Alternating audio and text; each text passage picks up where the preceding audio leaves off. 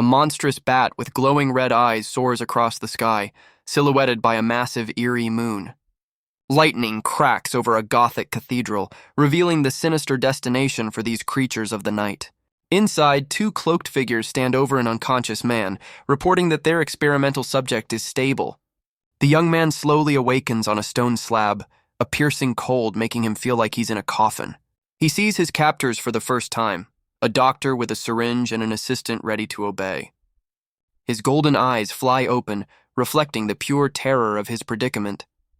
A gloved hand forces his mouth open, preparing to administer an unknown substance. The procedure finishes, and the assistant looks to the doctor for the final verdict. With glowing eyes and visible fangs, she celebrates their success, believing they've found a cure. The doctor, however, crushes her excitement, warning that the serum's true effects have yet to begin. He lies there, dazed and unable to comprehend their strange conversation. A sudden jolt of agony courses through him, his eyes flaring with intense pain. His body erupts in a grotesque transformation, horrifying the assistant. The doctor coldly orders the experiment terminated and the subject disposed of. Overwhelmed by the horrifying changes, he feels his body breaking down from within. He snaps awake with a start, his name echoing as reality shifts around him. A young man named Lin Shun checks on him, revealing the terrifying ordeal was just a nightmare. Ninja, a hunter from the slums, dismisses the bad dream, though it clearly haunts him.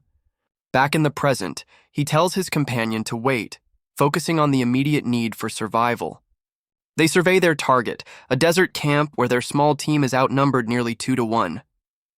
Lin Shun points out the obvious danger. Their targets are heavily armed. Ningji's focus is unwavering, fixed solely on securing the supplies. Inside the main tent, the camp's leader guards the very provisions they need to survive the coming winter. Ninja steels his resolve, knowing that survival demands they take this dangerous risk. An hour passes and a fierce sandstorm begins to brew, providing the perfect cover. The camp's guards, believing the storm offers safety, let their guard down to relax. Seizing the moment, Ninja signals his team to advance, using the raging sandstorm as their cloak. As they near the enemy camp, he cautiously halts their approach to assess the situation. He divides the team, assigning 3 members to watch their back while he and Lin Jun infiltrate the main tent. Meanwhile, the camp's leader reports his own success, unaware that his prize is about to be stolen. The camp leader reports on the city's dire water crisis, completely absorbed in his call. He boasts of his imminent return, unaware of the silent figure reflected in his water glass. The reflection betrays him, showing an intruder slipping past the tent flap right behind him. A split second later, an arrow narrowly misses his head, shattering his composure. On the other end of the line, his subordinate panics as the call descends into chaos. Ninja moves with blinding speed, severing the communication line and disarming the leader. The fallen leader demands answers, but the intruder only has one demand: the water purification chip. As the leader realizes their goal, he subtly reaches for a concealed weapon. He pretends to cooperate, his fingers secretly wrapping around the handle of a hidden revolver. But Ninja's piercing gaze sees right through the deception, anticipating the treacherous move. With a defiant roar, the leader unleashes a desperate shot, refusing to surrender the chip. But his attack is cut short as a swift projectile strikes him, forcing him to drop his weapon. The shot came from Lin Shun, whose steady aim provided the perfect opening for his partner. Wasting no time, Ninja closes the distance and forcefully neutralizes the camp leader. Pinning him down, he gives one final chilling demand for the water purification chip's location. The leader desperately tries to reason with him, explaining the chip is the city's only hope for clean water. Unmoved by the city's fate, Ninja presents a simple, brutal choice: the chip or his life. Choosing self-preservation, the terrified leader breaks and reveals the safe's location and password. While Ninja maintains control, Lin Shun quickly locates the hidden safe by the bedside. With the prize in sight, the young archer prepares to access the contents of the small red box. Lin Shun peers into the safe, his eyes confirming the chip is exactly where their intel said it would be. He turns to his partner, proudly announcing they have secured the goods. Ningji presses his blade closer, questioning if a man so quick to fold can truly be trusted to keep quiet. In a last-ditch effort, the leader offers them a new life as city dwellers in exchange for the chip. The prospect of entering the fortress momentarily stuns the young archer. The captive then tries a different tactic, warning them of the powerful company he represents. But his threats are cut short by a swift and final resolution. Ninja coldly reflects on the nature of his captive's new state. As they leave the scene, he concludes that only the departed can be truly trusted with a secret. Their mission complete, the team heads to Fortress Settlement number 87, where their contact's reliability is already being questioned. A teammate confidently vouches for their contact, claiming his own cousin is as reliable as family. Lin Shun, however, questions Ningja's logic for refusing the camp leader's offer of sanctuary. Ninja gazes at the distant fortress, explaining that its peaceful facade holds no place for them. He paints a grim picture of life inside, endless servitude to the city's elite. He reminds them that a promise made at knife point is worthless once the threat is gone. Once inside the walls, the leader would have held all the power, turning them from hunters to prey. A younger team member wistfully mentions that entering the fortress would have meant a reunion with someone named Xiaoyu. He recalls the day they learned Xiaoyu was the daughter of a fortress big shot, escorted away by mercenaries. The boy's innocent question about whether she's forgotten them earns him a sharp rebuke from Ningja. Clutching a locket with her picture, Ningja quietly reaffirms his unwavering faith in his lost friend. He reflects on a happier past, acknowledging the harsh, uncontrollable nature of their world. Their guide interrupts his thoughts, leading the team toward the designated trading location. An off-screen voice urges them to hurry, adding a layer of pressure to their mission. They witness a fortress guard brutally disciplining a struggling laborer for being too slow. The exhausted worker collapses to the ground, unable to bear the weight of his task any longer. Ninja watches the display of cruelty with a cold, unblinking stare. The narrative highlights the paradox of the fortress, a structure vast enough to be a city. Yet its hypocrisy is clear as they see shackled refugees treated as less than human. He concludes that for all its size, the fortress has no space for the downtrodden.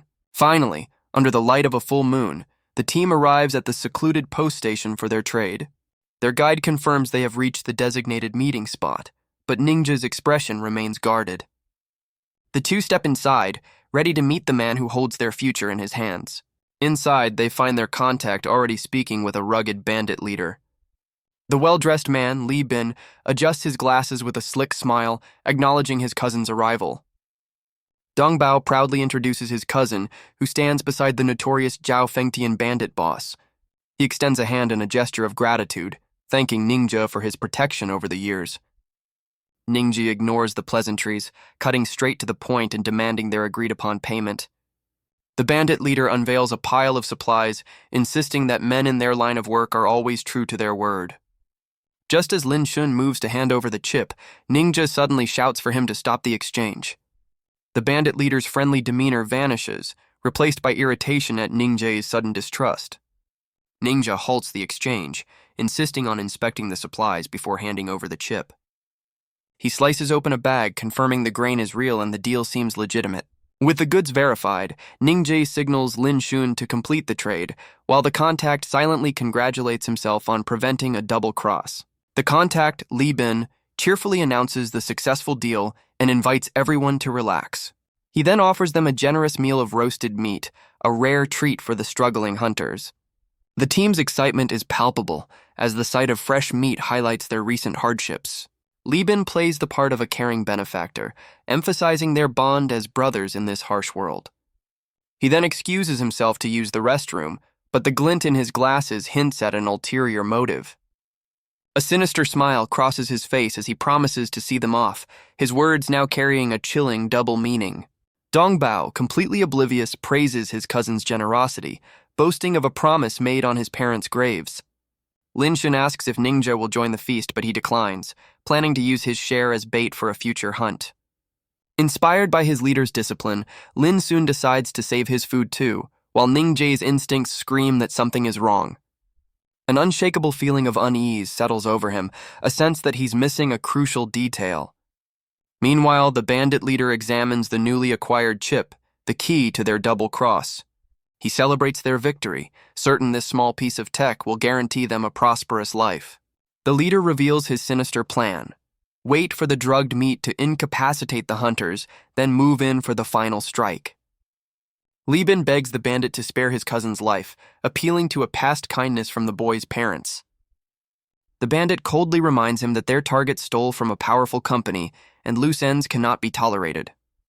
Li Bin calmly explains the chip's limited value elsewhere, suggesting the bandit's only option is to hide in the slums with his cousin. The bandit leader scoffs at the notion of loyalty, declaring that in this wasteland, survival is the only principle that matters. The bandit leader scoffs at Li Bin's plea, telling him that morality is a luxury they can't afford. Resigned, Li Bin takes a cigarette and agrees to the terms, but with one final condition. His expression turns chilling as he requests the right to personally eliminate his own cousin. Meanwhile, Ningzhe remains lost in thought, unable to shake the feeling that something is terribly amiss. His teammates, however, are celebrating their haul of brown rice, believing their winter survival is secured. Ningzhe's mind races, connecting the simple grain reward to the lavish meal they were just offered. A horrifying realization dawns on him. Why would they be treated to expensive meat when their payment was just rice? His eyes widen with dawning terror as he finally understands the deadly trap.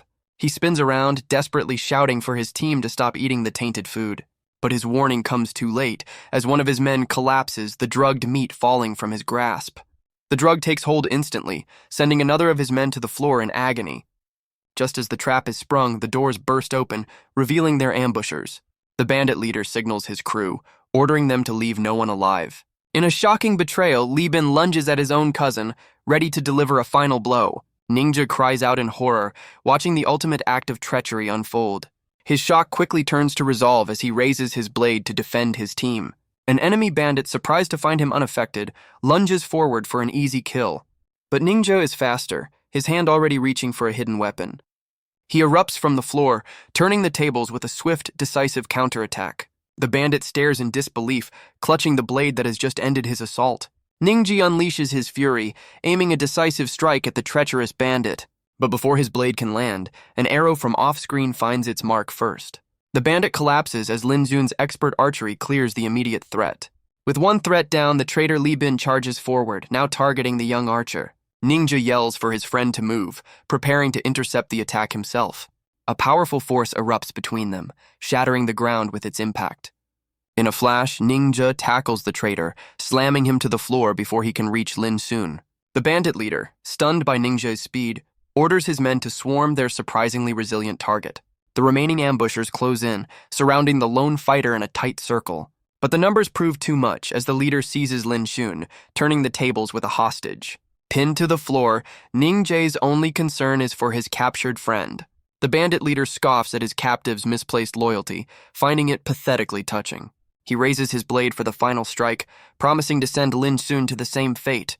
But in that moment, something inside Ningzhe awakens, his eyes glowing with a terrifying red light. A violent surge of power erupts from his body, throwing his attacker off him with incredible force. The bandits are thrown into confusion, completely bewildered by the sudden turn of events. Ningzhe rises to his feet, a dark energy radiating from him as his enemies question his newfound strength. He vanishes in a flash, moving with a speed that leaves his opponent staring at empty space. Reappearing behind the bandit leader, he seizes him with an iron grip, his glowing eyes promising retribution. Just then, the sound of shattering wood echoes as an unseen force breaks into the building. The transformed Ningzhe stands over a defeated bandit, his dark energy radiating pure menace. The terrified traitor can only stare in disbelief, wondering what kind of monster he's unleashed. Seizing the moment of confusion, the traitorous cousin makes a desperate dash for the exit. But his escape is thwarted by the very cousin he tried to eliminate, who grabs him by the ankle. Despite his injuries, Dongbao holds on, his expression a mix of betrayal and determination. As Li Bin desperately tries to shake him off, Ningzhe's piercing gaze promises there is no escape. Moving with inhuman speed, Ningzhe closes the distance, ready to deliver his judgment. In a final act of desperation, Li Bin draws a pistol, his face twisted with grim resolve. He unleashes a point-blank shot, aiming to end the fight once and for all. With impossible reflexes, Ningzhe plucks the bullet from the air, rendering the attack completely useless. The traitor stares in abject horror, his mind failing to comprehend the impossible feat. Realizing they've unleashed a monster, the traitors turn and flee for their lives. A stray hook snags the bandit leader's cloak, abruptly halting his desperate escape. The bandit looks back in panicked confusion, unable to break free from the snag. He pleads for help, but his partner's chilling expression reveals a different plan. Ignoring the desperate cries, Li Bin's gaze locks onto the valuable chip hanging around the bandit's neck. A glimmer of hope appears on the bandit's face as Li Bin draws a blade, assuming it's to cut him loose. But the traitor's true intention is revealed as he swings the blade with deadly purpose. Having secured the chip, Li Bin coldly justifies his betrayal, leaving his former partner to face the monster alone. A chilling glint appears in his eye as he reflects on the ruthless lesson his former partner taught him. The abandoned bandit leader stares up in horror as a dark power descends upon him. Ningja's glowing eyes promise a grim fate as he seizes the terrified man from behind. The traitorous cousin screams his own name in a desperate attempt to flee the unfolding nightmare. Pinned by an unstoppable force, the bandit leader pathetically tries to bargain for his life. From the shadows, Lin Jun watches in disbelief as his friend's monstrous silhouette consumes the room. Now clad in the traitor's clothes, Ningji stands over the fallen bandit, his transformation seemingly complete. His eyes glow with an inhuman light, a white streak in his hair marking the profound change within him. Lin Jun cautiously approaches, trying to reach the friend he knows is still inside the monster.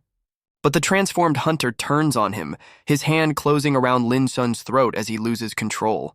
The young archer struggles for air, desperately trying to remind his friend of the bond they once shared. Lin Jun tearfully reminds him of their shared past, when his own father took in a starving Ning Jie.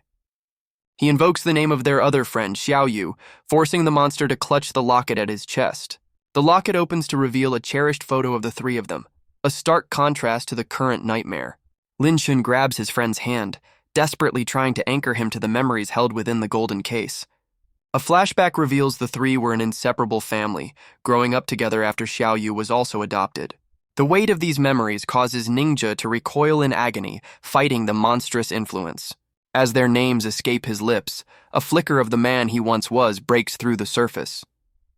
His mind flashes back to a quiet night with Xiao Yu, huddled together beneath a blanket of stars. In the memory, he smiles as she innocently asks if the fortress dwellers can see the same beautiful sky. The memory of calling her his brightest star finally cuts through the rage, a powerful anchor to his humanity. He recalls a tender moment, his words making her blush as they share a blanket beneath the night sky. His mind flashes to her departure, her desperate plea echoing as the fortress threatened to separate them forever. He remembers his desperate chase, his voice carrying a promise to wait for her as she was driven away.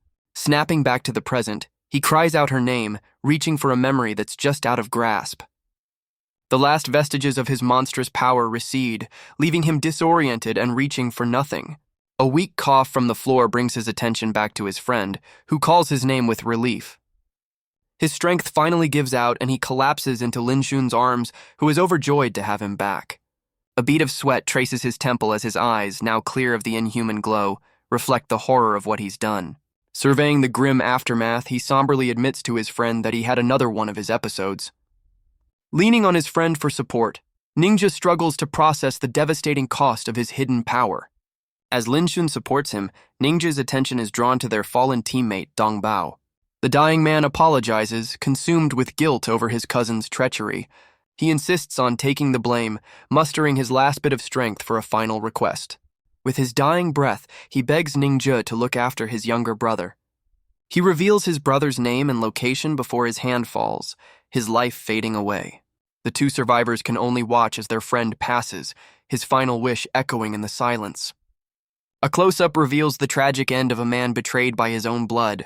With a heavy heart, Ningja gently closes his friend's eyes for the last time. Kneeling over the body, he solemnly accepts the heavy burden of his friend's last wish. Their new mission takes them to the Chengnan New Village, the location from the dying man's plea. At a small barbecue stand, a young woman approaches the vendor with something important to say. She solemnly informs him that she is getting married. The news stops him cold, his hands hovering over the meager fare sizzling on the grill. His face falls as he processes her words, just as Ningji and Lin Jun arrive in the distance. Lin Jun excitedly points out the stall's name matches the brother they were sent to find. Ningja's gaze hardens as he decides to approach and see for himself. In a flashback, the woman apologizes, explaining she can no longer wait for him to make something of himself. She reveals her plan to marry the village chief's son to secure a better life for her family. The woman then scorns his humble business, telling him to give up his stall. She cruelly insists that he'll never escape his station in life by selling such scraps, crushing his spirit. Instead of anger, the vendor tearfully wishes her happiness, blaming himself for holding her back. His unexpected sincerity leaves her speechless, unsure how to respond to his selfless words. The air grows heavy at the Dongfa barbecue restaurant as the weight of their conversation settles. A flicker of hesitation crosses her face, a brief moment of doubt in her cruel decision. He quickly masks his pain with a bitter joke, offering to cater her wedding with his roasted rats. His bizarre attempt at humor only leaves her completely bewildered by his reaction. From a distance, Lin Xun marvels at the man's business sense, still trying to make a sale after being dumped. Her confusion turns to fury as she insults him one last time before storming off. As she disappears, the heartbroken vendor turns to find Ningji and Lin Xun standing before him. Ningji cuts straight to the chase, asking the young man if he knows Li Dongbao. The vendor confirms his name is Li Dongfa, and the man they seek is his brother. He immediately asks what happened to his brother, his voice filled with concern. A wave of panic washes over Dongfa as he senses something is terribly wrong. Ningja recalls the dying man's final desperate plea to protect his younger sibling. The young vendor looks on in confusion as the two strangers stand before him in grim silence. Ningja hesitates, struggling with how to deliver the devastating truth. To soften the blow, Lin Xun quickly claims his brother was arrested and sent to the mines. Ningja plays along, confirming his brother has been gone for a couple of days. The news shatters the young man, who cries out in despair for his lost brother. He collapses in disbelief, explaining he had just saved enough money to bring his brother home for the winter. Overwhelmed by grief, Dongfa grabs Lin Xun, questioning why his life is so full of misery. He collapses, wailing that after losing his love and his business, his brother's disappearance is the final, cruel blow. Lin Xun offers to take him in, promising to look after him, which leaves the distraught vendor momentarily stunned. Spurred into action, Dongfa scrambles to his feet as Lin Xun urges him to pack his things and join them. He dashes off to gather his belongings, asking the two strangers to mind his barbecue stall in his absence. With a sudden shift in mood, he cheerfully instructs them on the non-negotiable price of his roasted rats. His spirit seemingly lifted, the young vendor runs off with newfound purpose, ready for a new chapter. Lin Xun remarks on the stark contrast between the two brothers' personalities, and Ningja silently concurs. He returns moments later, announcing he's ready to go, finding Lin Xun dutifully fanning his grill. The young archer is stunned to see Dongfa has packed an enormous sack, questioning why he has so many belongings. Dongfa proudly explains his giant sack contains bedding he bought to survive the cold suburban nights. He hesitates for a moment, a flicker of concern crossing his face. The young vendor sheepishly admits to Ningja that all his belongings are second-hand. He asks if they mind his humble possessions, seeking their acceptance. A flashback reveals a shop advertising quilts at a suspiciously low price. The memory shows Dongfa attempting to haggle with the shop's owner. The vendor happily agrees, privately celebrating that he's finally unloaded his goods on an unsuspecting customer. Dongfa generously pays with a handful of coins, telling the man to keep the difference. The vendor erupts in fury, realizing he's been swindled, while Dongfa proudly celebrates his thrifty purchase. Back in the present, Ningji dryly reassures him, joking that the previous owner starved, so the quilts are definitely disease-free. Ningja reassures him that in the slums, practicality is all that matters, commending his resourcefulness. The young vendor is moved to tears by their acceptance, looking up to his new protector with gratitude. Lin Xun cheerfully welcomes him to the group as Dongfa tearfully thanks them for their kindness. But the young archer's friendly demeanor shifts as he questions why Dongfa never went looking for his brother. Dongfa explains he once worked in the fortress sewers and was too timid to join his brother's hunting party. Instead, he used his savings to start his humble barbecue business, hoping to make a living on his own. Lin Xun notes that the mutated rats are incredibly fast, questioning how Dongfa managed to catch so many. Dongfa admits he's not sure, but reveals he recently developed a strange ability to sense nearby animals. He recalls a day when he was starving in the sewers, desperate for anything to eat. Overcome with hunger, he simply mumbled a wish for a rat to appear, unknowingly testing his newfound power. He describes how a mutated rat with glowing eyes appeared before him in the sewer. To his shock, the creature ran right up to him and simply stopped, offering itself as an easy meal. Lin Xun dismisses the wild tale, telling the new recruit to stop bragging, but Dongfa insists it's true.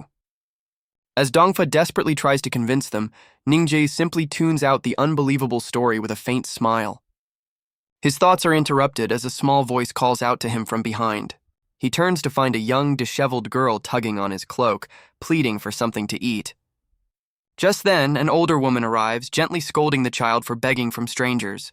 The woman, Zhuo Mingyuan, reminds her little sister that she no longer needs to beg, as her brother will provide for them. She apologizes for her sister's behavior while handing the child new clothes, but Ninja dismisses the apology. As he turns to leave, the woman's eyes lock onto the distinct bone knife at his hip, a flicker of recognition on her face. The woman recognizes Ningju by name, asking the settlement's strongest hunter for a favor. He eyes the suspicious bloodstains on her clothes, sensing she took them from someone else. Ningji bluntly refuses her request, warning her to be more cautious in this dangerous world. He turns his back on her, leaving the woman stunned by his immediate rejection. In a desperate plea, she drops to her knees, begging him to reconsider as her sister watches. She tearfully promises him any amount of money, willing to pay whatever it takes to secure his help.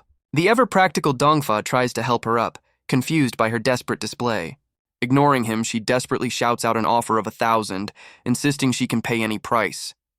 Dongfa's eyes widen with glee at the mention of so much money, seeing a golden opportunity.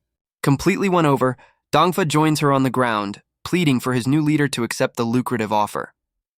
Ninja stares disapprovingly at his new, over-enthusiastic teammate. He weighs the immense reward against the deadly risk, deciding the coming winter makes it a gamble worth taking. With his decision made, the woman and her new allies look on with relief as he accepts the mission. He suggests they move to a more private location, aware of the prying eyes and ears around them. The newly formed team heads back to their humble dwelling to discuss the details of their dangerous new job. Upon arriving, they find an unexpected visitor waiting for them just inside the doorway. A man with striking white hair introduces himself as the new chief of their refugee area. He reveals his name is Su Fei, the official in charge of Fortress No. 87 settlement. The team immediately becomes vigilant, their expressions guarded in the presence of this new authority figure. The chief calmly explains he's only there for a population check, specifically asking for Ningje and Lin Shun by name. Ningje confirms his identity, introducing Lin Shun as his younger brother. He explains the others are merely temporary guests staying under his roof. The chief extends a friendly hand, offering his assistance for any future needs. Ningju ignores the gesture, questioning why he's never seen this new chief before. Su Fei shares a tragic tale of being a sole survivor who bought his position for protection. Dongfa tactlessly remarks on the chief's sad story, earning a sharp glance from Lin Shun. The young archer playfully silences Dongfa for his insensitive comment. With his business concluded, the chief takes his leave, leaving the team to their own affairs. Ningju watches him go, his instincts telling him the man's story doesn't add up. With the official gone, he turns to the woman, ready to discuss the mission. The woman reveals her mission is to find her younger sister, standing protectively beside the small child. Ningju listens with a skeptical expression, processing her desperate request. He then points to the child, questioning her identity in this whole affair. She explains she adopted the girl after finding her begging, as the child reminded her of her own lost sibling. Ningju presses for details about her actual sister, causing the woman to fall into a somber silence.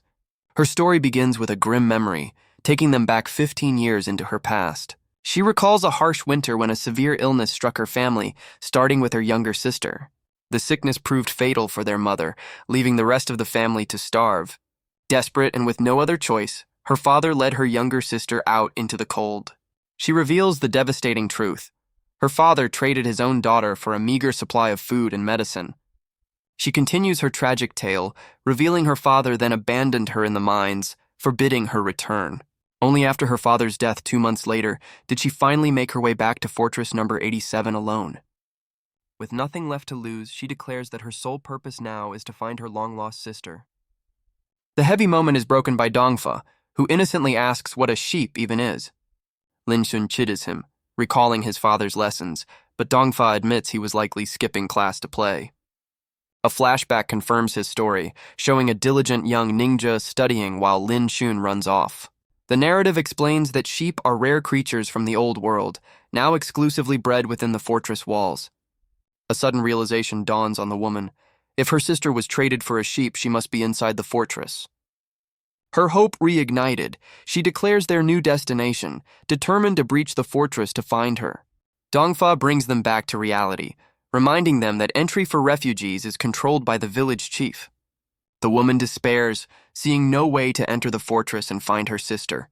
But a calm voice cuts through her hopelessness, telling her not to be dejected. Ninja places a reassuring hand on her shoulder, vowing to honor their agreement. With a new plan in mind, he arrives at the village chief's residence to seek his help. He pushes the door open only to find the entire place suspiciously empty. A flicker of unease crosses his face as his instincts tell him something is wrong. Kneeling down, he notices a patch of disturbed soil that seems out of place. He lifts a loose floorboard, confirming his suspicion and revealing a hidden space. His eyes widen in surprise as he realizes what he has just uncovered. The floorboards conceal a secret passage, leading down into the darkness below. Ninja's expression is grim as he considers the implications of the chief's hidden tunnel. Without hesitation, he leaps down into the darkness, determined to uncover the truth. A familiar voice calls his name from below, stopping him in his tracks. He finds the chief, Sufei, waiting for him, calmly asking what he's doing there. Ningji explains his seemingly innocent discovery of the open cellar door. The chief smirks, seeing through the lie and acknowledging Ninja is sharper than he appears. Sufei offers a flimsy excuse, claiming he was simply preparing for the coming winter. Cutting to the chase, Ninja requests the chief's help in getting his people work inside the fortress. The chief coldly dismisses him, claiming all positions are filled and telling him to get out. Ninja counters with a veiled threat, suggesting he could always show everyone the chief's little secret. The chief remains silent, weighing Ningji's thinly veiled threat. Deciding to cooperate, he hands over a sealed letter with instructions for a contact in the market town. Ningji accepts the letter as the chief assures him that help awaits at his destination. Their new lead takes them to the desolate east-abandoned alley of the market town. There, a mysterious woman with striking red hair lights a long cigarette holder. She introduces herself as Madame Zhao Yi, the gatekeeper to their goal, asking who seeks entry. Their client, Zhuo Mingyuan, eagerly steps forward, announcing her mission to find her lost sister. The madam coolly inquires about the sister's district, a question that leaves the desperate woman confused. Flustered, she insists that simply getting inside the fortress is all she needs to find her. Madame Zhao Yi considers the naive request before offering them an alternative proposition. She offers Ningji a personal deal, promising entry if he agrees to become her companion. Ningji immediately rejects her indecent proposal, his expression turning to ice. He turns to leave with his team, telling their client they will find another way into the fortress. The madam quickly backpedals, claiming it was all a joke before getting down to business. She holds up 5 fingers, naming the staggering price for entry into the fortress. The madam clarifies her non-negotiable offer, 5,000 for a single spot. Dongfa erupts in anger, pointing out the price is an impossible sum for ordinary people. Unmoved by his outrage, she coolly confirms that's the cost of admission. But their client, Zhuo Mingyuan, steps forward with a stack of cash ready to pay the price. She hands over the money, sealing the deal as the young girl watches the transaction unfold. Just as the deal is struck, a sudden movement disrupts the exchange, catching everyone off guard. In a shocking twist, the young girl throws the entire payment into the air, scattering the money to the wind. The madam and Zhuo Mingyuan stare in confusion, demanding to know what the child is doing. With tears in her eyes, the girl apologizes not to her adoptive mother, but to an unseen brother.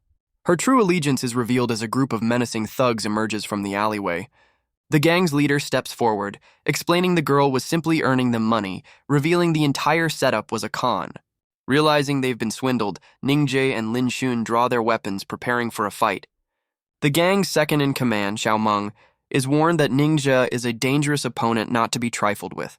Xiao Meng scoffs at the warning, declaring that a life of risk is the only one they know. With a final command, he orders his gang to attack, and the alley erupts into chaos. Ninja swiftly evades the thugs' attack, closing the distance for a counter. With cold determination, he winds up for a powerful, decisive strike. His fist connects with brutal force, sending the thug reeling from the impact. Stunned and bleeding, Xiao Meng curses, shocked by his opponent's unexpected strength. Enraged by the blow, the thug lunges forward, swinging his blade in a wild attack. Ninja easily sidesteps the clumsy assault, his own blade ready to end the fight. The defeated thug lies on the ground, weakly vowing that his leader will avenge him. Unfazed, Ninja coldly implies that his leader will soon share the same fate. Lin Xun reports from the background, confirming the rest of the gang has been dealt with. Their attention turns to the terrified young girl, the final loose end in this failed con. Lin Xun asks his leader how they should deal with the terrified young con artist. The girl seeks refuge behind Zhuo Mingyuan, who instinctively shields her from the others. Zhuo Mingyuan begs them to spare the child, insisting she was coerced into the scheme. The young archer looks to Ningje, waiting for his final command on the matter. Deciding to show mercy, Ningje turns to leave, earning a grateful look from their client. Zhuo Mingyuan tells the girl she must now fend for herself, as their paths are about to diverge. She gives the child the money, urging her to find an honest living and stay out of trouble. The girl tearfully promises to change her ways, clutching the cash that represents her second chance. With a final wave, the child runs off into the alley, leaving the group to their mission. Zhuo Mingyuan steals her resolve, her expression hardening as she prepares for the next step. Lin Xun calls back to their client, who quickly agrees to follow them. But their departure is halted by Madame Zhao Yi, who tells them to hold on. She gestures to the defeated thugs, demanding they deal with the aftermath before leaving. Dongfa immediately volunteers for the task, eager to appease the powerful woman. He begins dragging a body away, apologizing to Ningji for the extra trouble. With a cheerful smile, Dongfa promises to treat them all to a meal once he's finished. Seizing the opportunity, Madame Zhao Yi smoothly invites them to her family's restaurant. The scene shifts to an impressive upscale building called the Hao Zai Lai restaurant. She leads the team into a private room, presenting it as the best one they have. The madam slyly suggests ordering the most expensive dishes, knowing their client is paying.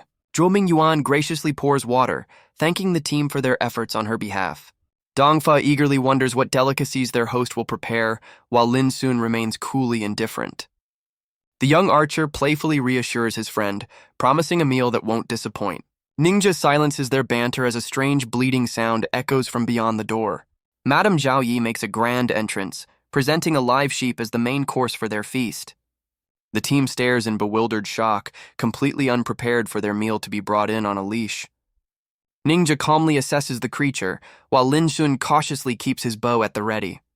Their host scoffs at their reaction, reminding them that it's just food one way or another. She boasts about the great effort it took to smuggle the rare animal out of the fortress. The madam then turns to a stunned Zhuo Mingyuan, offering to sell her the very symbol of her lost sister. The sight of the sheep triggers a disturbing memory for Zhuo Mingyuan, who recalls eating them as a child. Madame Zhao Yi mistakes her client's horror for sticker shock, wondering if she's having second thoughts. Ningja senses something is deeply wrong, quietly alerting Lin Xun to their client's strange behavior. As the madam continues her sales pitch, Zhuo Mingyuan's mind struggles to accept a horrifying truth. Losing her composure, she frantically questions the creature's identity, asking why it doesn't have 5 fingers. The madam looks at her with disdain, condescendingly explaining that sheep have hooves, not fingers. In a fit of hysteria, she lunges at the animal, screaming that this can't be right. She pins the terrified creature, her eyes wild as she inspects its hoof, demanding to know why it doesn't have fingers. Her strange fixation on fingers leaves the rest of the team utterly confused, with Lin Xun suggesting it might be a mutation. A horrifying close-up reveals the hoof is actually a human hand, confirming her worst fears. She whispers in horror, realizing the 5-fingered sheep she once ate was no animal at all. A flashback reveals her father serving a grotesque meal, claiming it was a rare sheep he'd hunted. Her younger self innocently asks why her sister didn't return, a question her guilt-ridden father can't answer. He deflects the question with a hollow promise, unable to face the truth of his monstrous act.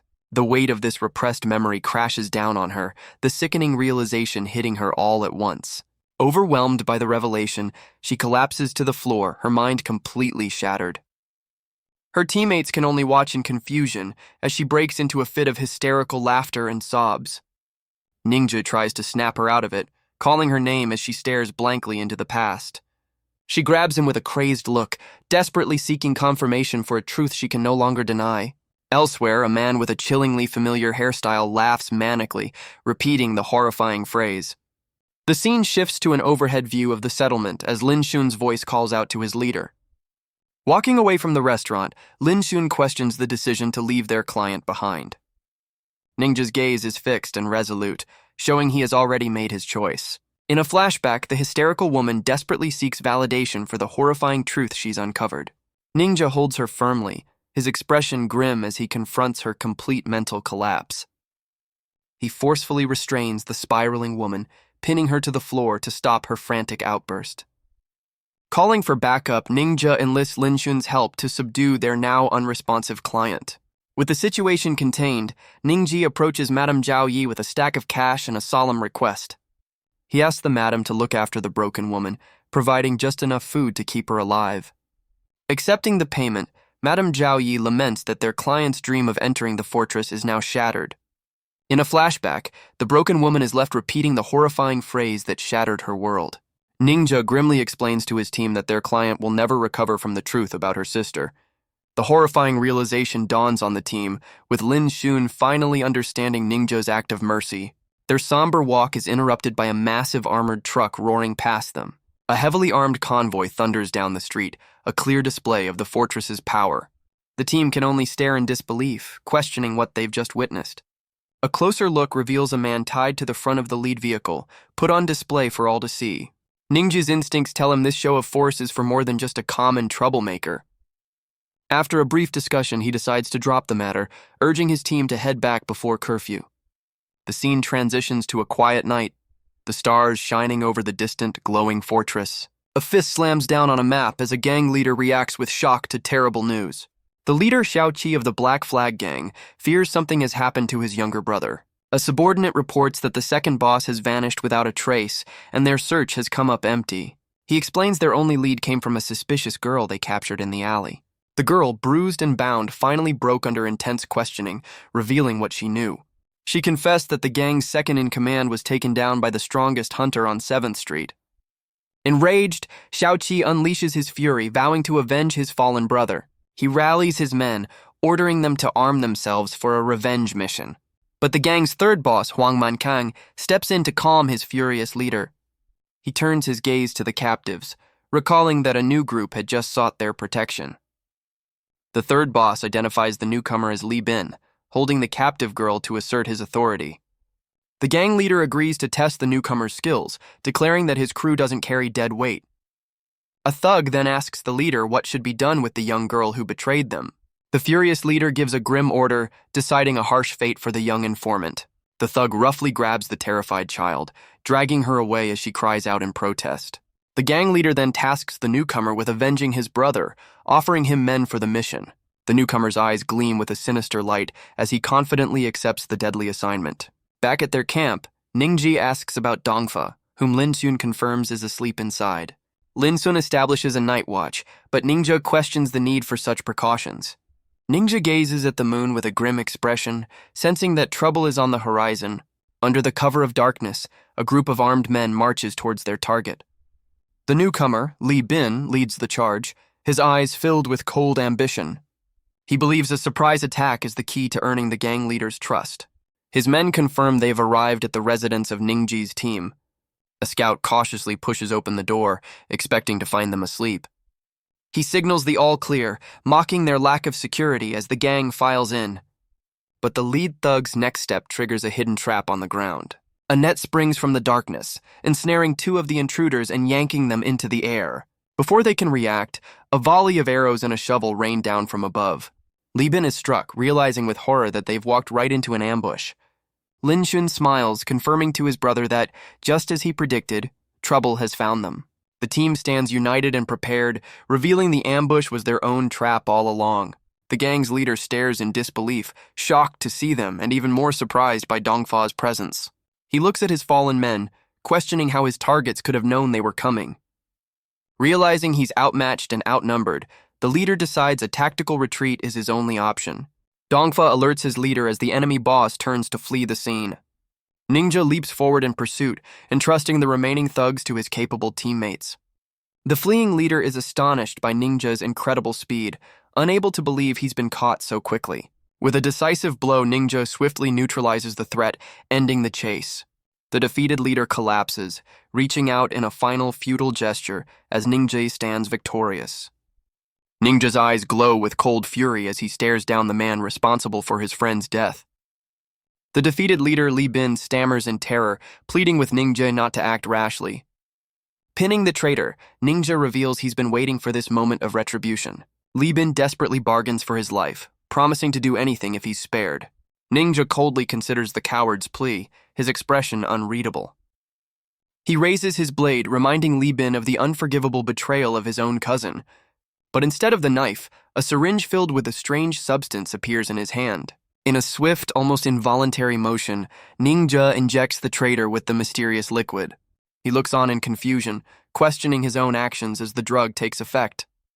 The world begins to spin for Li Bin as the unknown substance courses through his veins. But in a shocking turn, it is Ningzhe who collapses, the traitor looking down on him with a triumphant sneer. The man reveals an empty syringe, explaining the tranquilizer he brought for emergencies just saved his life. With his opponent neutralized, he calmly sits and adjusts his glasses, savoring the moment. He looks down at the unconscious Ningzhe, coldly stating that his defeat is simply a matter of bad luck. Deciding to end it permanently, he lifts a large rock, preparing to deliver a final, crushing blow. A furious voice from the doorway stops him mid-swing, warning him not to harm his leader.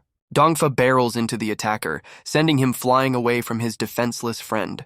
The stunned traitor looks up in disbelief, a stray banana peel comically stuck to his shoulder. Dongfa stands protectively over Ningzhe, daring the man to even think about trying again. Completely outmatched, the would-be killer trembles on the ground, silenced by fear. Regaining his composure, the traitor warns Dongfa to stay out of his way with a smug grin. Dongfa bravely shields his fallen leader, warning the attacker not to take another step. The attacker lunges forward, easily overpowering the loyal friend with a single brutal punch. Dongfa is sent flying as the traitor stands victorious, ready to finish the job. He turns his cold gaze back to the unconscious Ningzhe, his intentions clear. But a desperate hand suddenly grabs his ankle, refusing to let him pass. Despite his injuries, Dongfa clings on, begging the man to spare his leader. The traitor scoffs, noting the foolish loyalty that seems to run in their group. Enraged, he pins Dongfa to the ground, vowing that none of them will survive the night. But as fear grips him, Dongfa's eyes begin to glow with a strange crimson light. A dark energy erupts from Dongfa as he summons a swarm of glowing-eyed rats to defend his leader. The traitor screams in terror as the mutated creatures crawl all over him, their attack relentless. Having unleashed his power, Dongfa collapses, and the rats suddenly cease their assault. Enraged, the attacker kicks the unconscious Dongfa, furious at the unexpected interference. But before he can land another blow, a figure swoops in, catching Dongfa's limp body. Lin Xun has arrived with backup, holding his friend and calling out for support. A woman with pink hair and an eye patch appears, acknowledging the command with a massive weapon in hand. The traitor's confidence shatters as he stares down the barrel of her formidable gun. With cold precision, the woman cocks the weapon, ready to end the confrontation permanently. But the village chief suddenly appears, warning her not to fire and risk attracting the authorities. Seizing the distraction, the traitor makes a desperate escape, running for his life. The village chief watches him go with a knowing, unconcerned expression. Lin Xun turns his attention back to his brother, deciding their first priority is to help Ningzhe. Later, the group gathers around the unconscious Dongfa, with the chief noting he appears to be a devilkin. Su Fei questions the other man's plans, observing that more people with abilities are appearing everywhere. He theorizes that recent disasters have expanded the radiation zone, causing these strange mutations. The chief dismisses Dongfa as a threat, pointing out his only power seems to be controlling rats. The pink-haired woman chimes in with recent news, reporting a major incident involving fortress guards. She reveals they descended on a refugee village, leaving devastation in their wake and taking a single captive. The sole survivor, she explains, was another person with special abilities, now a prisoner of the fortress. The chief notes the fortress guards are moving quickly, recognizing the growing danger. He decides they must act fast to prevent Ningzhe and Dongfa from being captured. A sharp pain jolts Ningzhe awake as an IV needle is inserted into his wrist. He finds Su Fei standing over him, administering a strange red-colored fluid. Reacting instantly, Ningzhe yanks out the IV and throws off the chief's scarf. He pins the chief to the bed, his glowing eyes demanding to know what's happening. Su Fei calmly reassures the wary hunter, explaining he's just giving him an IV drip. Ningzhe eyes the suspicious bag of red liquid, questioning what kind of IV it is. Confused, he asks how he ended up here, his memory of the previous night a blur.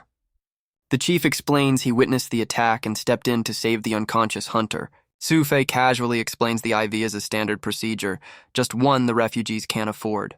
Ningzhe questions his medical knowledge, but the chief admits he's no doctor.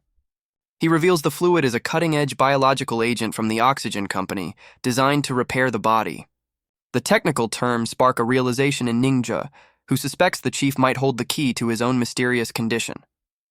Seizing the opportunity, Ningzhe decides to confide in the mysterious chief, hoping for answers. He describes his uncontrollable power surges, which always end with him collapsing into unconsciousness. The hunter explains the sensation is bizarre, feeling both like and unlike the mutated creatures he fights. Sufei offers a startling diagnosis. It's a gene mutation, and the fainting is his body's defense mechanism. The chief further speculates that the mutation was acquired, not something Ninja was born with. Probing for the cause, Sufei asks if anything out of the ordinary happened to him recently. Ninja denies anything unusual happened, deciding to keep his past as a potential test subject a secret. Sufei senses his hesitation and simply warns him to be careful in the days to come. The chief reveals the fortress is hunting the mutated, having already destroyed a village in their search. Ninja questions what the mutated are, recalling the captive he saw tied to the military vehicle. Sufei explains that the high radiation levels in their world are causing physical changes in its inhabitants. He elaborates that these changes have led to genetic evolution, granting some people supernatural powers. The concept of supernatural abilities catches Ninja's full attention, resonating with his own experiences. The chief compares it to the beasts of the wild, which have grown larger and more formidable due to radiation. He lists potential powers like enhanced strength, predicting danger, and even controlling other living creatures. Ninja presses the chief, questioning why the fortress would hunt the mutated if they are so powerful. Sufei clarifies that despite their powers, the mutated are still vulnerable to the army's advanced weaponry. Ninja presses further, questioning why the fortress would hunt them if they pose no real military threat. The chief cynically suggests that morality is simply a tool used by the powerful to maintain control. He elaborates that the mutated evolve at an alarming rate, making their future potential an unpredictable danger. Changing the subject, Sufei presents a book, revealing it's a text forbidden to all refugees. Ninja's eyes narrow with suspicion, demanding to know the reason behind the ban. The chief explains the fortress elite prefer a compliant workforce, not a population capable of independent thought. He then offers the forbidden knowledge to Ningji, passing the book into his hands. Impressed by his insight, Ninja questions the source of his knowledge, but the chief simply credits his extensive reading. The narrative hints that the book's contents encourage defiance, a dangerous idea in their world. Sufei explains that severing culture with a blade also cuts away a refugee's hope. He holds the blade steady, his gaze intense as he delivers his final, chilling point. Ninja grips his own weapon, accepting that the fortress holds the answers he seeks. The chief then reminds him of a more immediate problem, urging him to check on his injured friend. He finds Dongfa unconscious and feverish, clearly in a bad state after the fight. Rushing to his side, Ningjae learns that his friend took a brutal beating to save his life. Desperate, he begs the chief for help, only to learn the special medicine was all used on him. Sufei reveals only rare, smuggled antibiotics can save Dongfa now, hiding the truth of his friend's mutation. Without a second thought, Ningjae hoists his friend onto his back, ready to face any cost to save him. As they prepare to leave, a violent tremor shakes a building, causing the ceiling to crack and crumble. Ninja shields his friend as the building collapses around them. The chief braces himself against the wall, wondering if it's an earthquake. The violent shaking rouses Dongfa from his unconscious state. His eyes flutter open, regaining awareness amidst the chaos. Linshun cries out as Ninja struggles under the weight of the falling debris. The tremor finally subsides, leaving the building cracked and unstable. Sufi helps Ninja to his feet as Linshun rushes to his side. Ninja reassures his team, noting the tremor wasn't severe but warning of aftershocks. The chief departs to check on the other refugees, leaving the team to their own devices. Ninja's expression turns grim, his mind racing as he processes the new danger. The dust settles after the tremor, revealing a quiet, desolate street. Ninja returns with the injured Dongfa, calling for Linshun's assistance. Linshun rushes to his friend's side, demanding to know what happened to him. Ninja somberly admits it's a complicated story, his gaze heavy with the night's events. He explains that Dongfa received his injuries while protecting him from an attacker. With renewed determination, Ninja orders Linshun to gear up for a mission to buy medicine. Later that night, the two hunters watch from a rooftop as a pack of mutated wolves prowls the streets below. Linshun expresses his shock at seeing the beast so close, but Ninja calmly explains the earthquake drove them here. He deduces the hungry wolves have come to the refugee area for an easy meal, confirming his earlier hunch. A smirk crosses his face as he declares their arrival is a gift, saving him the trouble of tracking them down. The mutated wolves swarm the fiery streets, their glowing eyes scanning for prey. Leaping into the fray, Ninja instructs Lin Xun to handle the smaller pups. The ferocious beasts charge forward, their fangs bared in a furious snarl. Lin Xun lands a precise shot, striking one of the charging beasts mid-lunge. With unwavering focus, the young archer prepares to let another arrow fly. Meanwhile, Ninja weaves through the pack, his glowing eyes fixed on the alpha. A mournful howl echoes as a new, more formidable pack emerges, led by a horned alpha. The alpha's eyes burn with crimson fury, its massive fangs promising a brutal fight. Without hesitation, the enraged pack launches a coordinated assault on the two hunters. Unflinching, Lin Xun draws his bow, taking aim directly at the horned leader of the pack. Ninja cries out in alarm as he sees a wolf pounce on his downed companion. The massive beast lunges, its jaws wide open to deliver a final devastating bite. Desperate to save his friend, Ninja surges forward, trying to intercept the attack. In that critical moment, his own eyes ignite with a familiar crimson power. The world seems to warp as the snarling beast's attack appears to slow to a crawl. Lin Xun can only watch from the ground, his own movements feeling sluggish and heavy. Ninja realizes with a jolt that for him, time itself has seemingly slowed down. Seizing the impossible opportunity, he moves with incredible speed, his blade finding its mark. Lin Xun braces for the worst, the fangs of the beast just inches from his face. In a blur of motion, Ninja leaps onto the alpha's back, driving his blade deep into its neck. Lin Xun watches in awe as his leader rides the alpha wolf, delivering a decisive blow to save him. With cold fury, Ninja finishes the beast, ending its reign of terror in a single brutal strike. Standing amidst the fallen, he glares at the remaining pack, daring any of them to challenge him. The intimidated wolves back away, their predatory instincts replaced by a primal fear of the hunter. But the tense standoff is broken by a sudden gunshot, a bullet whizzing past Ninja's head. A new enemy smirks from the shadows, casually remarking that his shot was just a little off target. Meng Liang of the Black Flag Gang steps forward with his crew, revealing the traitor Li Bin had armed them. Ninja connects the dots, realizing the gang's attack is the price of Li Bin's continued survival. The gang unleashes a volley of gunfire, determined to eliminate their target and claim their reward. Effortlessly sidestepping the attack, Ninja notes the gang's annoying persistence, but his expression hints at a counterplan. With glowing eyes, Ninja effortlessly parries a bullet, informing the gang they've underestimated him. The gang leader, Meng Liang, scoffs at his agility, preparing to demonstrate the overwhelming power of their firearms.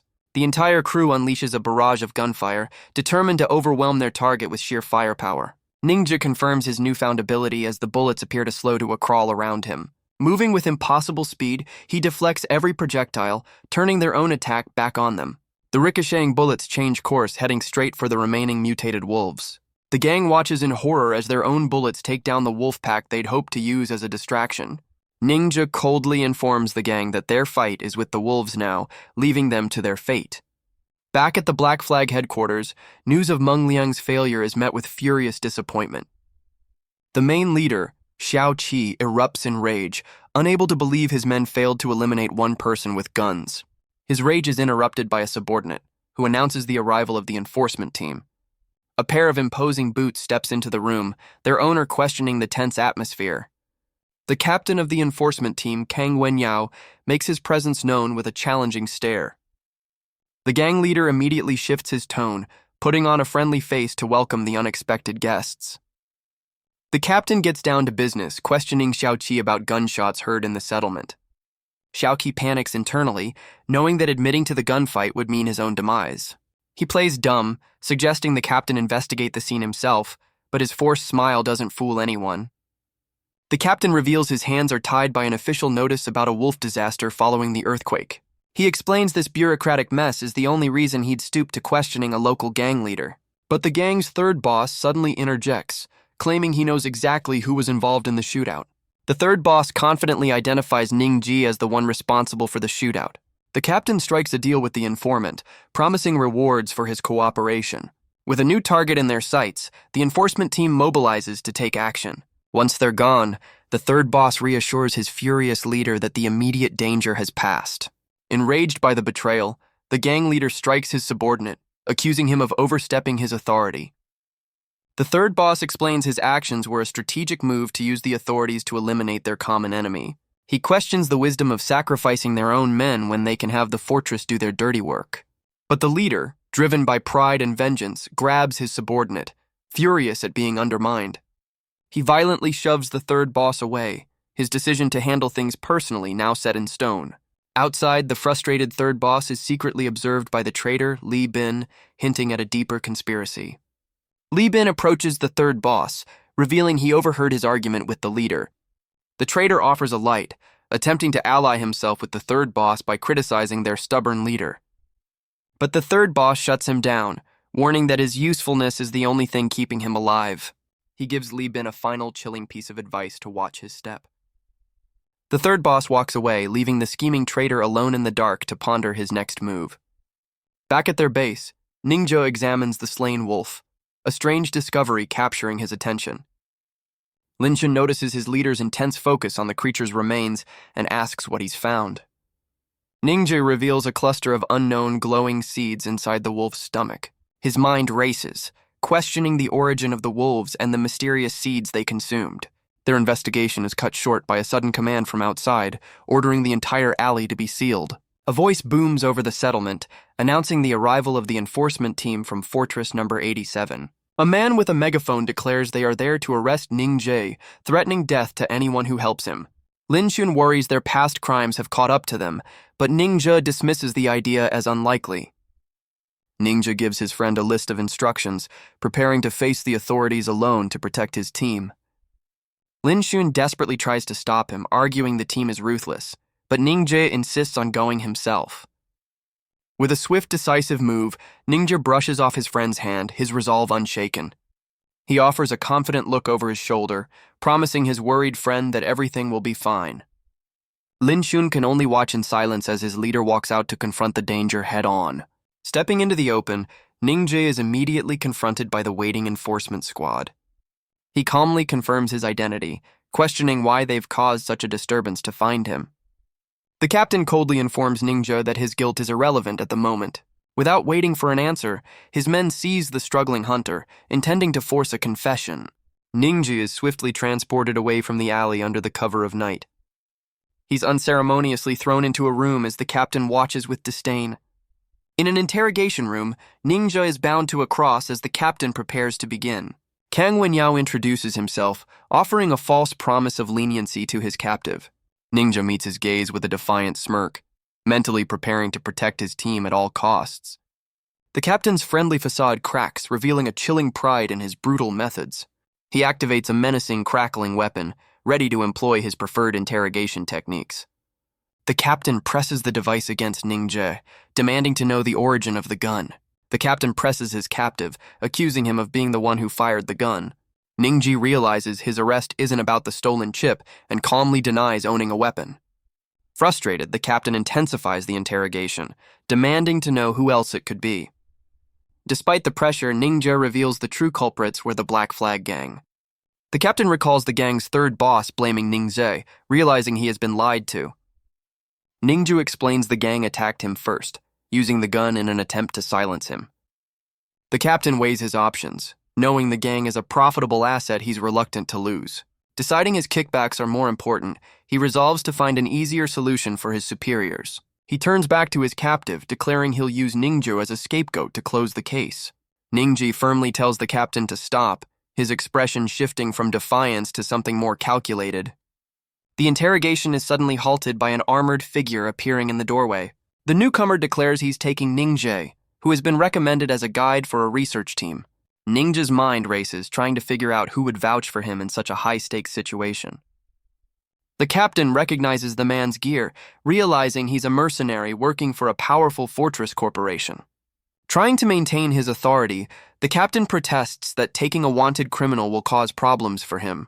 The mercenary overrules him, taking full responsibility and forcing the captain to reluctantly comply. Eager to appease his new superior, the captain barks at his men to release the prisoner immediately. Ningzhe is escorted away, leaving the enforcement team to offer a respectful but forced farewell. Now inside the armored vehicle with his team, Ningzhe marvels at the unexpected luxury of his rescue. In a sudden shift, a gun is pressed to a young man's head, his eyes wide with shock and fear. The mercenary leader gives Ningzhe a simple choice: guide them into the wilderness or perish. Ninja's eyes glow with defiance as he flatly rejects the mercenary's demand. Enraged, the mercenary shoves him, sneering that a refugee should be grateful for any chance at survival. Unfazed, Ninja calls his bluff, confident they won't find another guide as capable as him. The standoff continues, with the mercenaries' team watching to see how their leader handles the defiance. Impressed by his nerve, the leader lowers his weapon, acknowledging Ninja's fearlessness. He shifts tactics, suggesting it all comes down to the right price, and orders his team to move out. As their vehicle exits the settlement, the mercenary makes his first offer, a ton of coal for his services. Ninja sees their desperation, revealing he knows their hunter lifestyle is precarious and dependent on the weather.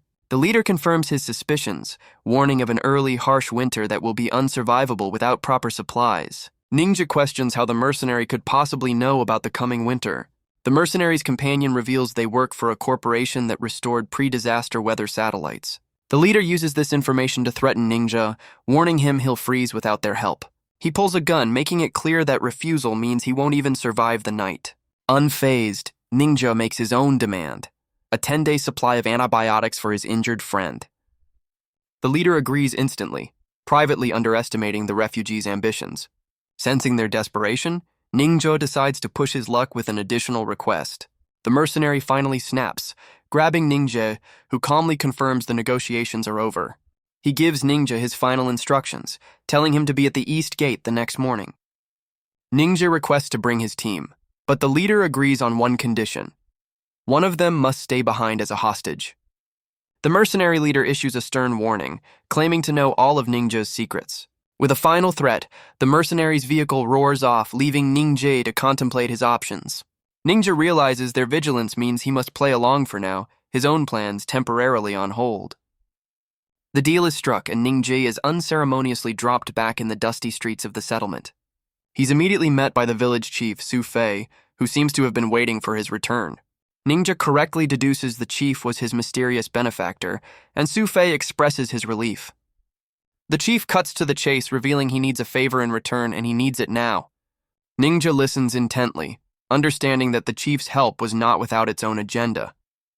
Su Fei then asks if Ninja's two companions can join him on the dangerous expedition. Ninja agrees, promising they won't be a problem, but the chief begins to explain a catch. The chief explains his companions are merely curious, but Ninja doubts anyone would risk their life for a sightseeing trip. Feeling indebted to the chief, Ninja reluctantly agrees, setting the time and place for the rendezvous. Returning to his team's quarters, Ninja wearily announces he's back from his ordeal. His friends, Lin Shun and a recovering Dongfa, are overjoyed to see their leader has returned safely. Ninja immediately asks about Dongfa, who reveals the wolf hunt provided the funds for his medicine. Dongfa flexes proudly, showing off his rapid recovery and renewed strength. Sensing his leader has a mission, Dongfa pledges his absolute loyalty, ready for any command. Ninja wastes no time informing Dongfa he's needed for a trip into the wasteland tomorrow. Lin Shun objects, but Ninja explains he struck a deal with the fortress to secure vital winter supplies.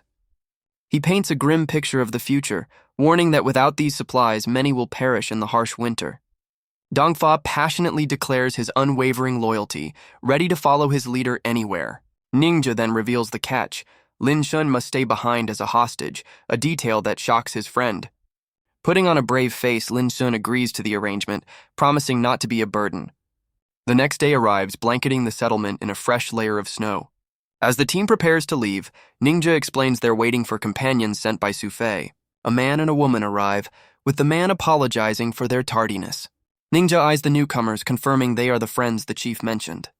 The man introduces himself as Tu Shi and his companion, the familiar eye-patch-wearing woman, as Ren Jiao. While shaking hands, Ninja warns Tu Shi that the wasteland is no place for a woman, suggesting she stay behind. Ren Jiao confidently dismisses his concern, asserting that she is more than capable of handling herself. The team arrives at the snowy rendezvous point, where their military transport awaits. A formidable mercenary officer, Jing Hongwei, greets them with an imposing presence. Jing Hongwei skeptically eyes Ningji's companions, questioning his choice of team. Unfazed, Ningji confirms this is his crew and presses to know their departure time. The officer clarifies he's not joining the mission and hands over the promised antibiotics. He then calls for Lin Shun, who is to be taken away as the agreed-upon hostage. Ninja gives the medicine to his friend, instructing him to stay safe until their return. As Lin Shun is led away, he urges his brother to come back safely, receiving a reassuring glance. A new mercenary commander, Yi Peng, impatiently orders Ningju to get in the vehicle. But just as they're about to leave, a new group of people arrives, calling for them to wait. The mercenary commander questions the arrival of a professor, warning him of the dangers in the refugee zone. The professor dismisses the concern, pointing out the fortress's flimsy excuses for quarantining the refugees. He introduces himself to Ningjae's team as Professor Ji Guangkun from the Plant Research Institute. His two students, Pei Xiangtong and Gao Shengrong, also introduce themselves to the group. Ningji admits he knows nothing of scientific research, questioning how he can be of any help to them. The arrogant student scoffs at Ningjae, but the professor quickly silences his rude subordinate. The professor requests Ningji's help in tracking the wolf pack, and Ningji agrees after warning of the risks. The mercenary commander orders Ningjae's team to ride in the back of the truck, treating them like cargo. Renjiao bristles at the disrespect, but Tu Shi calms her, reminding her they must endure it for the mission. Watching from the shadows, the traitor Li Bin realizes Ningja has been taken by mercenaries and rushes to report it. A convoy of military trucks rumbles through the vast, sun-scorched desert. Professor C stops the convoy, noting that the trail of wolf droppings has suddenly vanished. He anxiously tries to deduce their path, concluding they must have headed east. The professor urges everyone to get moving, but a voice suddenly calls for him to wait. Ningja confidently steps forward, correcting the professor and insisting the pack actually went south. Enraged, the professor questions Ningja's senses, pointing to the obvious trail they've been following. Ningja calmly explains the wolves are intelligent, leaving a false trail to deceive their pursuers. The professor complains to the mercenary commander, accusing their guide of being a fraud. The commander asks for proof, and Ningjae relies on his hunter's intuition, pointing out the illogical trail. The commander thoughtfully considers this, admitting that Ningjae's real-world experience is precisely why he was hired. The commander issues a final warning, threatening to abandon Ningja in the desert if his hunch is wrong. Suddenly, the sky darkens as a violent storm rumbles ominously overhead. Ningja recognizes the immediate danger, urging everyone to seek shelter from the coming acid rain. As they scramble for safety, a massive, snake-like creature erupts from the sand. A strange sound catches his attention, his expression shifting to one of intense focus. The mutated snake lunges with incredible speed, its fangs bared for an attack. With lightning-fast reflexes, Ningjo catches the creature by the head, halting its deadly strike. He effortlessly restrains the beast, demonstrating a surprising level of strength. Seeing an opportunity, he declares the unexpected creature is a welcome source of food. His companions watch in awe as he prepares to dispatch the beast, impressed by his impossible speed. The mercenary commander barks orders for the team to get ready as their journey begins. 4 hours later, the convoy pushes on through a relentless desert storm. The trucks finally halt in the vast, empty expanse, the mission seemingly at a standstill. Frustration mounts as the commander realizes their fuel is running dangerously low. The professor's student loses his patience, accusing Ningja of wasting their time and resources. He complains to the commander, convinced their refugee guide is a fraud, leading them to their doom. The commander gives Ningja a final ultimatum, granting him only 1 more hour to prove his worth. But Ningja suddenly springs into action, announcing he's already found a new lead. His gaze is fixed on the sand, his hunter's instincts finally pointing the way forward. He presents a large beetle, much to the team's annoyance, who question his bizarre tracking methods. He explains that the 2 types of beetles found together prove that fresh wolf droppings are nearby. His companion, Tu Shi, remains skeptical, questioning if a bug can really be a reliable lead. Kneeling, Ningju confirms his hunch, announcing he's found the droppings buried right under the sand. With renewed certainty, he points toward the dunes, declaring the wolf pack's direction. The mercenary commander roars with excitement, ordering his team to mobilize and pursue the pack immediately. But Ningjae's attention shifts to the sky, urgently warning everyone that a dangerous acid rain is closing in. The convoy quickly sets up camp as the corrosive rain begins to pelt their tents. Inside, Tusha offers Ningja food, mistaking his beetle examination for a sign of desperation. Ningji calmly explains the beetle is a source of water and sustenance before taking a bite to prove his point. Meanwhile, the professor's students watch the downpour, with one suggesting they offer Ningja's team shelter from the storm. The arrogant student dismisses the refugees, callously remarking that they're tough enough to survive on their own. Once the acid rain subsides, the professor's students eagerly prepare a meal, relieved to finally eat. One of the students suddenly pauses, his expression turning to alarm as he senses something approaching in the darkness. The mercenary guards immediately raise their weapons, shouting warnings as they prepare for an imminent threat. A group of starving, desperate refugees emerges from the desert, drawn by the scent of the cooking food. The guards aim their rifles, ordering the desperate crowd to halt their advance. The approaching refugees suddenly cry out in agony, clutching their heads as if under some strange influence. Ningji's team is startled by the sound of gunshots, realizing the camp is under attack. The enraged mercenary commander prepares to intervene, furious that someone is causing trouble on his watch. He's met by a desperate refugee begging for food, while another lies collapsed on the sand nearby. A desperate man tries to wave the mercenaries away, insisting they have nothing to offer. The professor pleads with the commander to show mercy, but the mercenary coldly refuses to waste food on refugees. Ignoring the commander, Ninja offers a small portion of food to one of the starving men. His act of kindness incites a frenzy, as the rest of the desperate crowd swarms him, begging for more. Realizing his mistake, Ninja draws his blade, issuing a stern warning to the advancing mob. His threat cuts through their desperation, shocking the refugees into a stunned silence. One of the survivors explains their group is from the now-fallen Fortress No. 88. He reveals their home was destroyed by a massive swarm of mutated insects, and the army abandoned them. The man recounts their tragic journey, how thousands were reduced to a handful of lost survivors. Taking pity on them, Ninja points the way to Fortress No. 87, giving them a new direction and a sliver of hope. The refugees are overjoyed, finally having a clear path towards potential safety. The next day, the convoy reflects on the danger of the starving refugees, glad to have departed early. A sudden realization dawns on Ningji as he recognizes the ominous landscape ahead. He urgently commands the convoy to a halt, sensing an unseen and deadly threat. The truck screeched to a stop, narrowly avoiding a human skull half buried in the sand. The mercenary commander demands an explanation, but Ninja warns they've reached a forbidden zone. Annoyed, the commander scoffs at the warning, dismissing Ninja's caution as cowardice. He crushes the skull under his boot to make a point, only to recoil in sudden shock. Ninja explains this is a hunter's forbidden zone, haunted by the memory of terrifying beasts. A closer look at the skull reveals deep, unnatural marks, proof of a formidable predator's presence. The commander scoffs at the warning, boasting that his weapon can handle any threat. Ignoring all caution, he orders the convoy to press on through the dangerous territory. The trucks navigate the treacherous desert terrain, a landscape littered with the remains of fallen creatures. They find a brief respite on a stretch of highway left over from the old world. Suddenly, one of the lead trucks grinds to an unexpected halt. Ninja turns to see the commander thrown off balance by the sudden stop. The commander erupts in frustration, realizing their vehicle has broken down in the middle of nowhere. He orders a mechanic to handle the repairs while the rest of the team prepares to make camp. A mercenary spots a dilapidated bridge in the distance, suggesting it as a potential campsite. The commander agrees, ordering his men to gather their supplies and head for the bridge. Ningji leads his team to follow the mercenaries, heading for the makeshift camp. The commander halts them, declaring that Ningji's team is only permitted to camp under the bridge. Tushi furiously questions the order, understanding they're being set up as bait. With a smug grin, the commander confirms their suspicions, callously stating that refugees are meant to be used.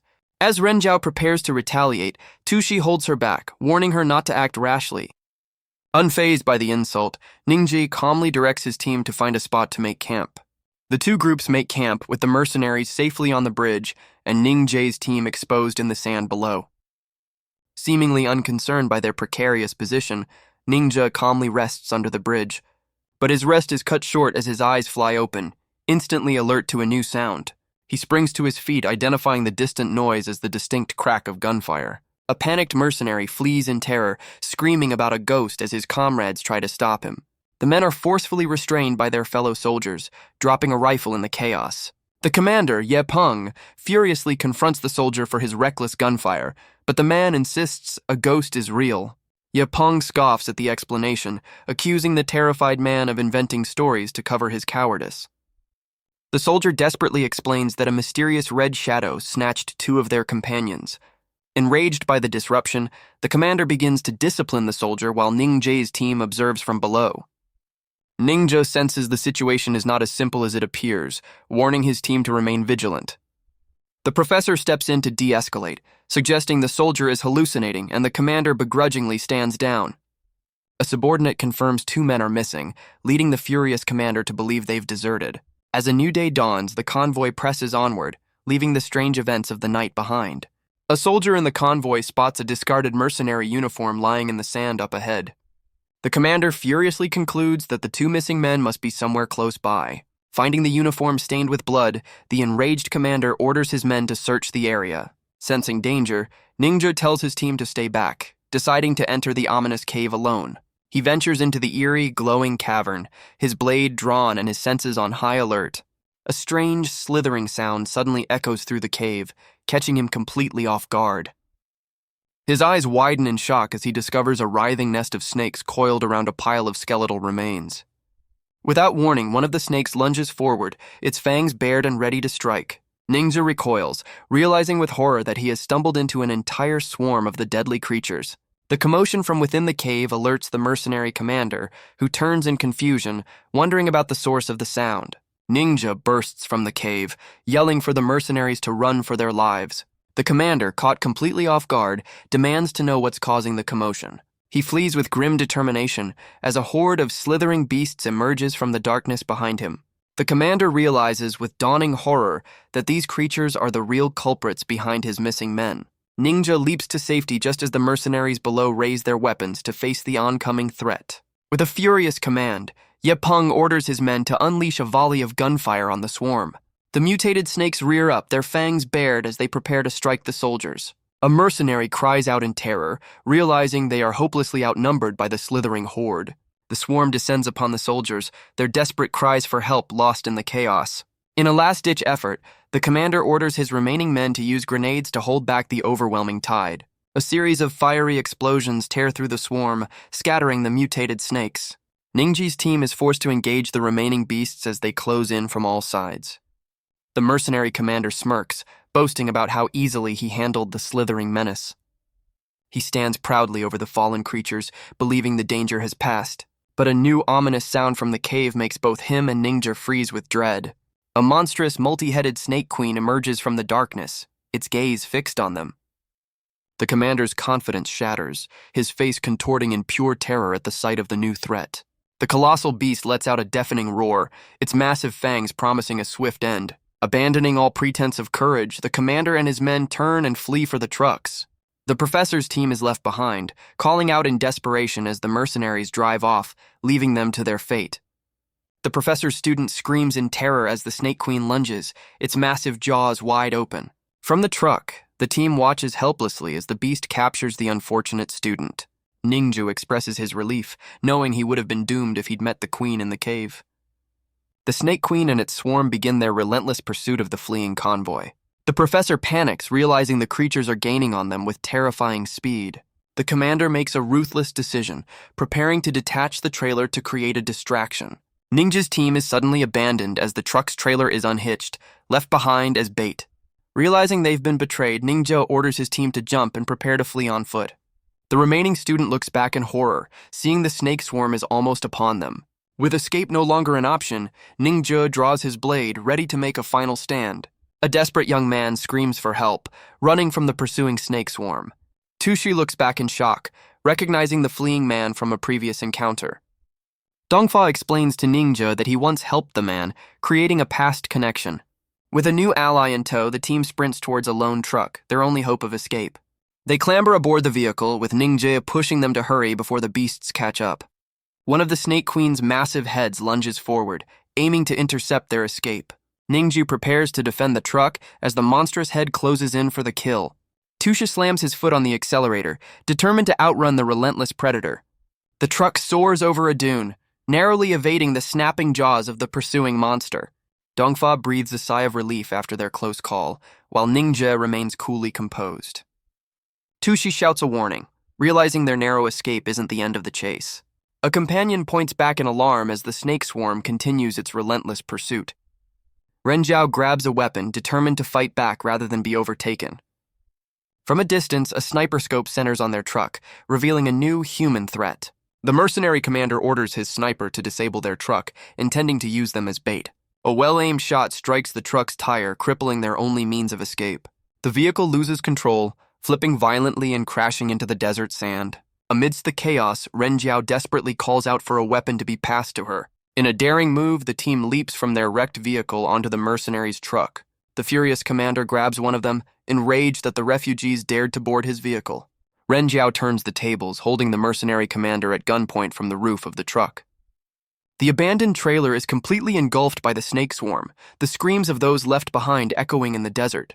Ninja silences the commander's panic, warning that the snake swarm is rapidly catching up to them. Taking control of a mounted machine gun, Renjiao justifies her mutiny, stating it was their only path to survival. She stares down the commander, fiercely declaring that her actions were meant to save them all. Now at the wheel, Dongfa complains that he only allowed the new survivor aboard because of a past debt. The colossal Snake Queen roars, leading its relentless swarm in hot pursuit of the fleeing truck. Without hesitation, Renjiao opens fire with the heavy weapon, determined to hold back the slithering tide. Her barrage of bullets rips through the smaller snakes, creating a chaotic barrier against the horde. The terrified commander stomps on Dongfa's foot, desperately trying to force the truck to go faster. The truck soars through the air after hitting a large dune at reckless speed. In the back, the team is thrown off balance by the rough landing and a sudden flock of birds. Ninja suddenly announces they are safe, confidently declaring the snakes have stopped their pursuit. Renjiao looks back in disbelief to see the Snake Queen has indeed halted at the canyon's edge. He points to distant plants, revealing their natural properties create a barrier the snakes fear to cross. Ningji adds that even the local bird droppings contain a substance that acts as a powerful repellent. Up front, Tushi urges Dongfa to forget their recent conflict and focus on catching the main party. He tries to justify Renjiao's mutiny, but Dongfa simply reassures him that their secret is safe. With a simple smile, Dongfa signals that the tension between the allies has been resolved. The truck finally arrives at a new outpost where a soldier salutes a waiting mercenary officer. The mercenary commander reports to a superior officer, revealing his team was decimated by the snake swarm in the canyon. The officer grimaces, realizing the mission has suffered over 50% casualties, making their situation dire. Ye Peng is immediately confronted by another mercenary, who angrily demands to know if they managed to save the supplies. The commander flashes back to the chaos, admitting the supply vehicle was lost during the frantic escape. The younger mercenary falls to his knees in despair, realizing they are now stranded without fuel, food, or shelter. He desperately begs Ye Peng to call for reinforcements, but the commander retorts that he wishes it were that simple.